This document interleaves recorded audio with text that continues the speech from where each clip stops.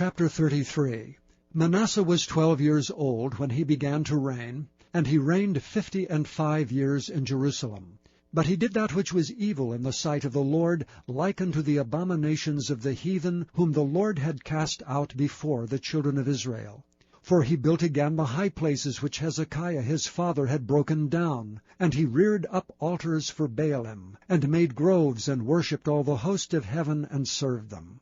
Also he built altars in the house of the Lord, whereof the Lord had said, In Jerusalem shall my name be forever. And he built altars for all the host of heaven in the two courts of the house of the Lord.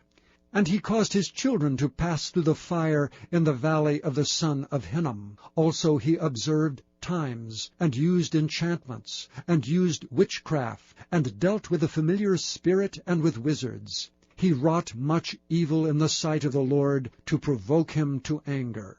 And he set a carved image, the idol which he had made in the house of God, of which God had said to David and to Solomon his son, In this house and in Jerusalem, which I have chosen before all the tribes of Israel, will I put my name forever.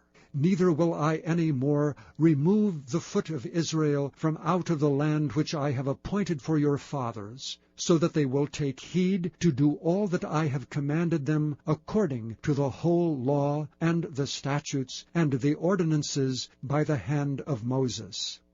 So Manasseh made Judah and the inhabitants of Jerusalem to err, and to do worse than the heathen, whom the Lord had destroyed before the children of Israel. And the Lord spake to Manasseh and to his people, but they would not hearken. Wherefore the Lord brought upon them the captains of the host of the king of Assyria, which took Manasseh among the thorns, and bound him with fetters, and carried him to Babylon. And when he was in affliction, he besought the Lord his God, and humbled himself greatly before the God of his fathers, and prayed unto him. And he was entreated of him, and heard his supplication, and brought him again to Jerusalem into his kingdom.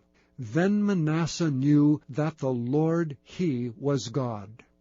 Now after this he built a wall without the city of David, on the west side of Gihon, in the valley even to the entering in at the fish gate, and compassed about Ophel, and raised it up a very great height, and put captains of war in all the fenced cities of Judah.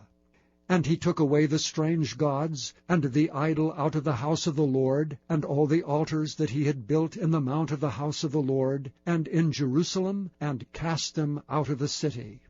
And he repaired the altar of the Lord, and sacrificed thereon peace offerings and thank offerings, and commanded Judah to serve the Lord God of Israel.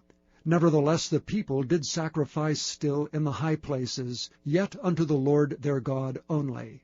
Now the rest of the acts of Manasseh, and his prayer unto his God, and the words of the seers that spake to him in the name of the Lord God of Israel, behold, they are written in the book of the kings of Israel. His prayer also, and how God was entreated of him, and all his sin and his trespass, and the places wherein he built high places, and set up groves and graven images, before he was humbled. Behold, they are written among the sayings of the seers. So Manasseh slept with his fathers, and they buried him in his own house, and Amon his son reigned in his stead. Amon was 22 years old when he began to reign, and reigned 2 years in Jerusalem. But he did that which was evil in the sight of the Lord, as did Manasseh his father. For Amon sacrificed unto all the carved images which Manasseh his father had made, and served them, and humbled not himself before the Lord as Manasseh his father had humbled himself. But Amon trespassed more and more. And his servants conspired against him, and slew him in his own house.